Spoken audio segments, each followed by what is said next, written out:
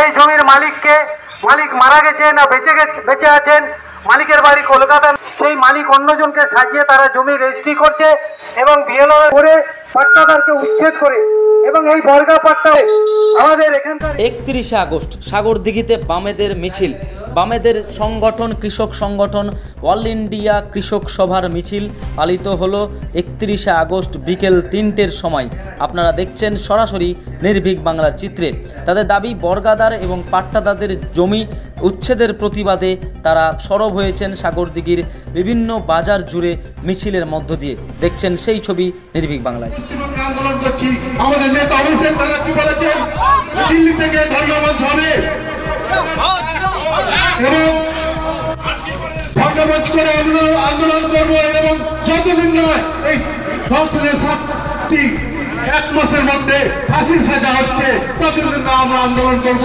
শুধু রাস্তায় ঘুরে দুটো পতাকা নিয়ে দুটো লোক নিয়ে আমরা প্রতিবাদ করবো না। আমরা প্রতিবাদ করি, মমতা ব্যানার্জি প্রতিবাদ করে। আপনারা দেখেছেন যে আন্দোলন করেছে সেই আন্দোলনে মমতা ব্যানার্জি সফলতা পেয়েছে। আপনারা সিঙ্গুরের আন্দোলন দেখেন, আজকে বামপন্থী সরকার বাধ্য হয়েছে, মমতা ব্যানার্জি সুপ্রিম কোর্ট স্বীকৃতি দিয়েছে।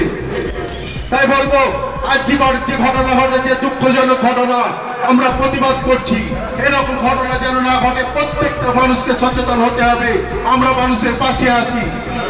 কিন্তু ভারত সরকারকে আইনটা আরো কড়া করতে হবে, যা আইনের বলে যিনি ধর্ষক তার শাস্তি বছরের পর বছর না করে 1 মাসের মধ্যে শাস্তি হয়, সেটা বিজেপি সরকারকে দেখতে হবে।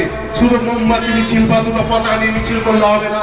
যতদিন না এই আইন আসছে আমরা ধর্ণা থেকে শুরু করে অনশন থেকে আন্দোলন আমাদের চলবে।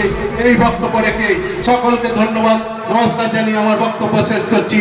জয় হিন্দ, বন্দে মাতরম। তৃণমূল কংগ্রেস জিন্দাবাদ, আমাদের নেত্রী মমতা ব্যানার্জি জিন্দাবাদ, আমাদের নেতা অভিষেক ব্যানার্জি জিন্দাবাদ, আমাদের প্রিয় বিধায়ক বাইরন বিশ্বাস জিন্দাবাদ, আমাদের জেলা সভাপতি খলিল রহমান সাহেব জিন্দাবাদ, ব্লক তৃণমূল কংগ্রেস জিন্দাবাদ। ধন্যবাদ অরূপ মণ্ডলকে ওনার মূল্যবান আলোচনা রাখার জন্য। এবারে আমি আলোচনা নিয়ে আসবো আমাদের সাগরদিঘি পঞ্চায়েত সমিতির প্রাক্তন সভাপতি এবং তৃণমূল কংগ্রেসের মহিলা নেত্রী আকলিমা বিবি। অল্প সময়ের জন্য আলোচনা রাখার জন্য অনুরোধ করছি।